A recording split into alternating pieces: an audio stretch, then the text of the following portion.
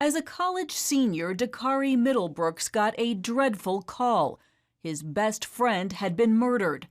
This led to 3 years of violent nightmares when finally a seminary professor suggested therapy.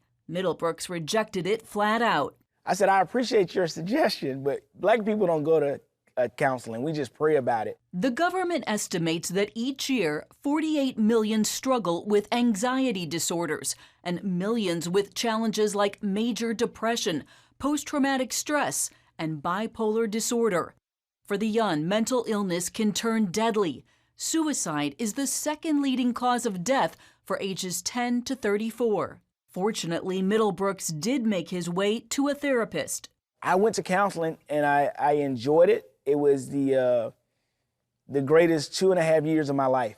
He began attending a church with a pastor who openly talked about his struggle after his first wife died. Went through an incredible loss in my life and found myself in a place of depression and didn't realize what it was. I knew I was in a dark place.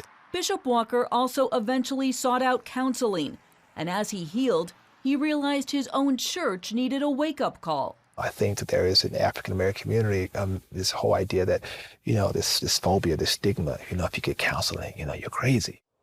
Research shows that people who are struggling with their mental health often turn first to their church.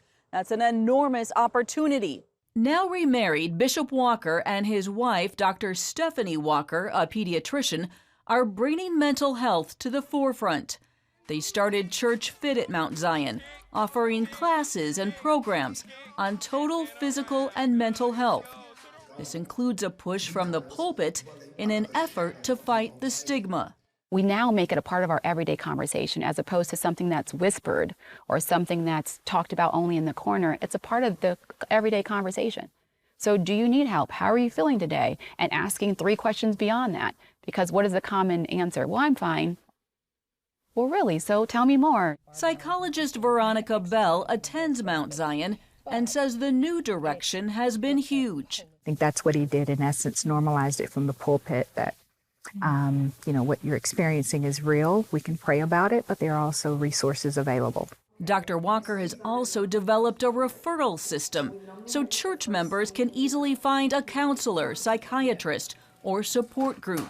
As a church, we don't have to recreate the wheel. The resources are out there. We have the people, they have the resources, we serve as connectors. And Mount Zion makes sure its people know how to help, ask the right questions, and not let go when someone is hurting. It's not an option to leave you. It's not an option to hang up the phone. It's not an option to tell you we can't help you.